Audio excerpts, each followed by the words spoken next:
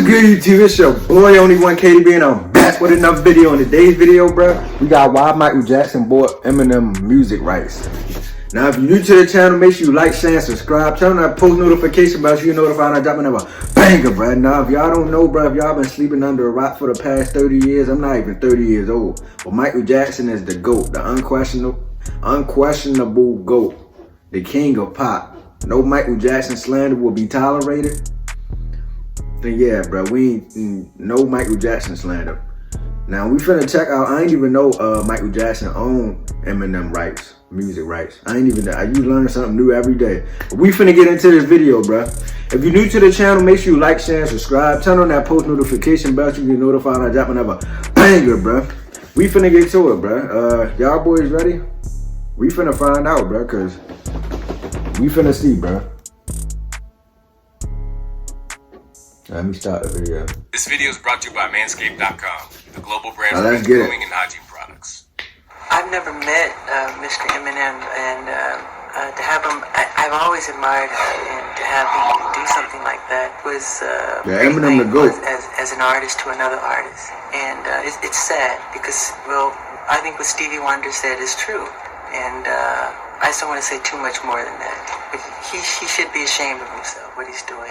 It was wrong of Eminem to do what he did. Great artists don't do that. When it comes to musical legacies, few are more talked about than the king of pop. Arguably as recognizable as Coke, Tesla, or any other global brand, Michael Jackson was so widely known that most of the time that he stepped outside, he did so in disguise.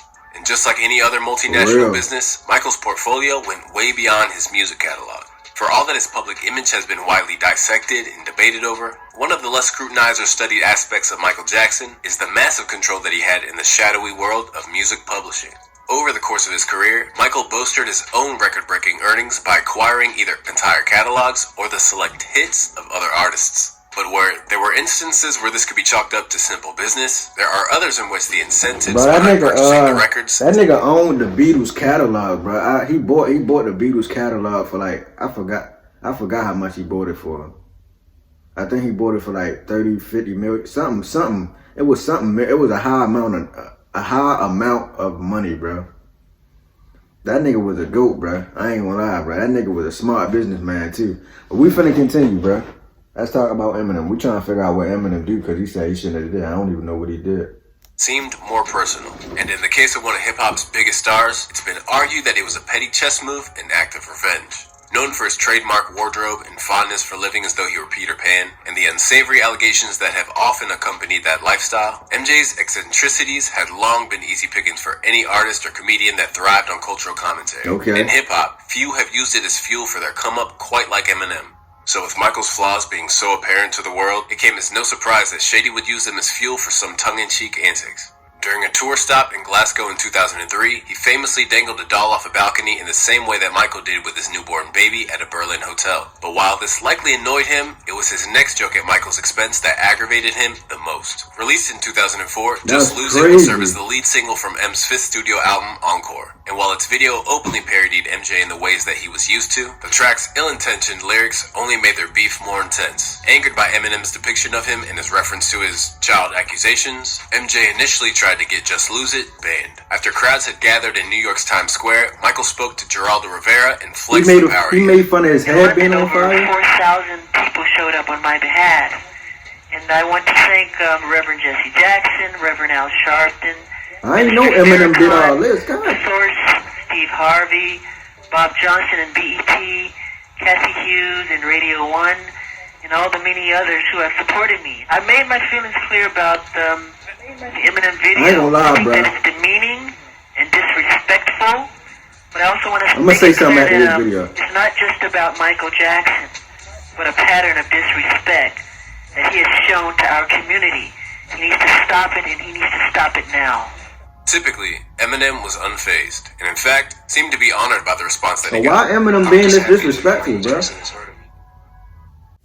Alright, we back. Completely meant to be all in jest, as with the... Stop disrespecting MJ, bro. Madonna, the Pee Wee Herman. Fun.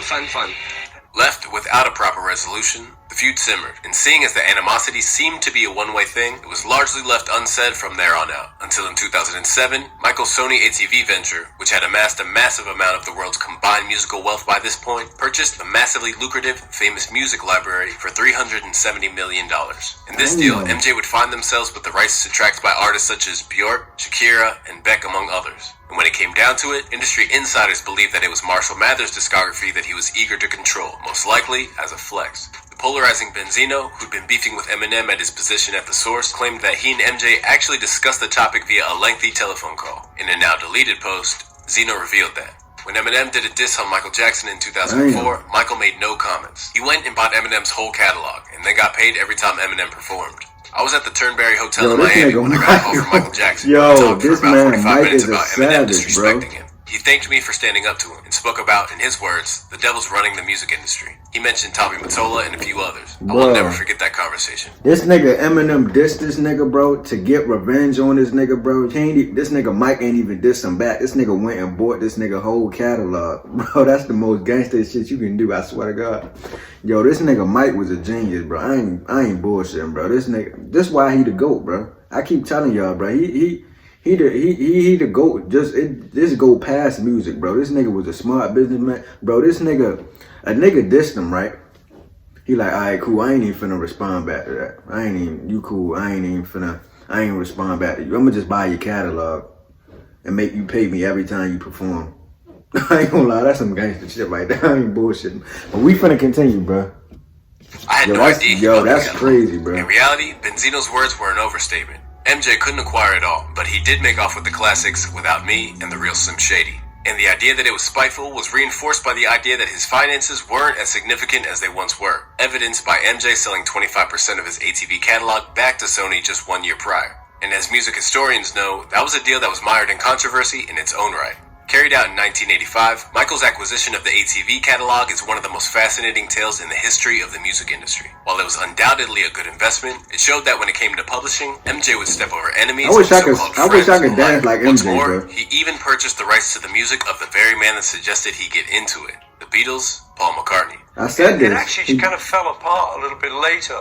He was talking to me and asking my business advice, and one of the things I said to him was, think about getting into music publishing. And he looked at me, he was joking, and said, I'm going to get yours. But it turned out to be true. Then I started to ring him up, because I thought, okay, here's the guy historically placed to give Lennon McCartney a good deal at last. Adamant that it was just business when asked by Paul, it raises the question of whether Michael was simply playing dumb all along or if it was opportunism at its most profitable. After securing the records from Sir Lou Grade for $41.5 million, Michael soon licensed their music out to advertising in a way that was ideologically misaligned with how Paul wanted their material to be used. Up until this point, Paul had resisted the allure of the big advertising checks in order to preserve the messages of the songs. Now, Michael was leasing them out to the highest bidder. Vocally angered by the situation, Paul discussed how it devalued their output. But there are those who believe that the money generated from the Beatles was just a bonus, and his real reason for purchasing it came from a place of righting historical wrongs. When Michael bought that music catalogue, I'm quite convinced that it wasn't for the Beatles music, because he never ever did anything with that. It was actually because what was politically incorrectly called, I suppose, the black music. It was the Nat King Cole and all those great American singers and this nigga Michael was such an inspiration. From an unexpected power shift, Sony soon responded by purchasing Epic Records, MJ's then label. And whenever offers came in, Michael simply said that it wasn't for sale. Years later, the ATV catalog was sold back to Sony after his death for a sum of $750 million. And while its value had skyrocketed even then, today, it's estimated that it would go for somewhere upwards of $2.4 billion. With the ATV purchase, Michael had brokered one of the most historic deals in the history of music and put more power in artists' hands than had ever been wielded. Immediately after inking the deal, MJ had enough capital to retire from touring whenever he wanted, and he did just that for essentially the last decade before he passed away, announcing but never completing a farewell tour dubbed This Is It in 2009. Armed with an insatiable appetite for all sides of the music business, this goes way deeper than buying Eminem's catalog for revenge. Instead, MJ was always on the lookout for his next acquisition. Speaking to Vlad TV, famed producer Rodney Darkchild Jerkins detailed his own experience with MJ and his desire to buy as much of the industry as he could.